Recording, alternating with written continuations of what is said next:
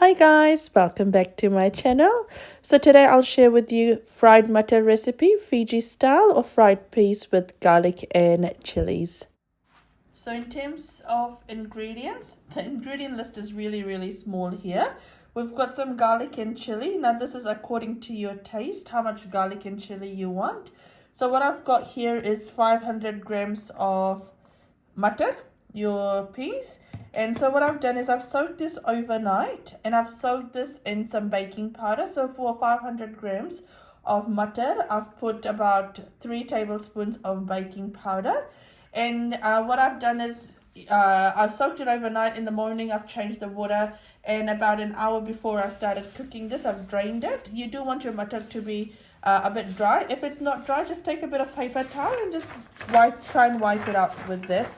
You won't be able to get it 100% dry, but just make sure it's dry enough here. So you've got there. I prefer soaking this in baking powder over sprinkling baking powder when frying it. The reason for that is if you sprinkle baking powder and fry this, your oil will get dirty. And if you just soak it, you will get really good results. So just make sure you're soaking it in baking powder. I've then got some salt here according to taste. So for 500 grams of mutton, I've got about one and a half teaspoons of salt here, and we've got some oil for frying. So I've got my oil heating in medium heat. What I will do is I'll just quickly add some mutton in there to see if it's starting to heat up. You'll know it's starting, your oil is getting heated up once it starts to bubble through. So I think I've got I'll wait for about another minute until I start adding in my mutton, because it seems like it hasn't heated up properly. So I'll just take this out now. So my oil's heated up now, so I'll add my mutton. You want to add it slowly, just in case if there is any moisture, it doesn't splatter. And you don't want to overcrowd this as well.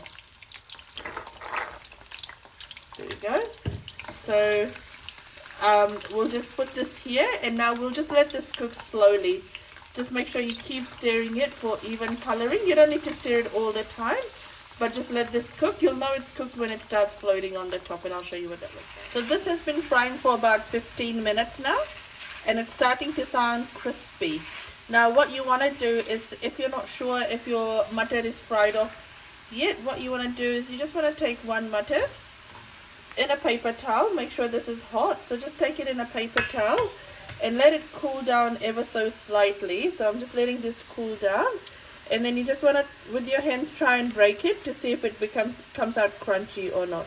So for mine, it probably needs about another 5 minutes, so I'll let it continue to fry in low heat for the next 5 minutes. But that's how you want to check to see if your mutton is cooked. Remember, you want to fry this in low heat so that it stays nice and green, and you don't need to add any coloring or anything to this. And this is what happens when you add baking powder. When you soak it, it retains its nice and green color. There we go. It's starting to sound really crunchy now. So my mutton is done now, and I'll take this out. Here we go. Look how beautiful that color looks. Now you want to strain it, and you want to have a tharia, a basin with some paper towel lined to it, and you want to put it in there just so that it soaks up those excess oil. Here we go. That's so nice. Starting to sound really crispy as well. So what you want to do is you want to repeat this process. Now don't be tempted to add your salt yet. Once it's all done, then we'll add our salt to this. So while my mutton is frying off, I'm crushing my garlic and chili here. There's no ginger, just garlic and chili, and you want it to be in a fine paste. Now just something else. With your mutton, even if it's not cooked 100%, if it's not fried off 100%, let it fry off for about 98%, because the residual heat will continue to cook it.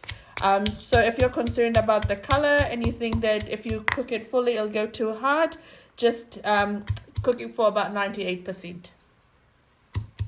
So this is all fried off, and I've just put some paper towel to soak up excess oil. I'll allow this to cool down before I add my salt and my garlic and chili. what I'll do is, just so that I can drain off some more excess oil, I'll just put some more paper towel on the top, and we'll just let that cool off now. So I've allowed this to cool for about 6 to 7 hours now. You can keep it for longer if you want to. Don't be tempted to add in your salt and your garlic and chili straight away. You can do that when you're going to eat your mutton straight away if you're not going to keep it. But what I'm wanting to do is I'm wanting to keep this for 1 to 2 weeks. So that's why I've allowed it to cool before adding in anything additional. So I'll just remove my paper towel. Cool. And then to that I'll add in my salt. And then we'll add in our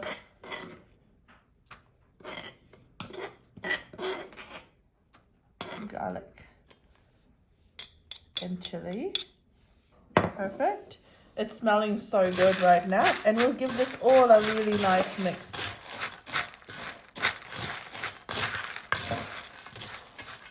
There we go. That's all done. It's smelling really, really good. So once you've done your mix, what you want to do is you want this to dry now. So you want your your garlic and chili to dry out. And then you put it in an airtight container. So I'm doing it. It's evening time here now. So I'll cover this up and I'll just let this sit until tomorrow.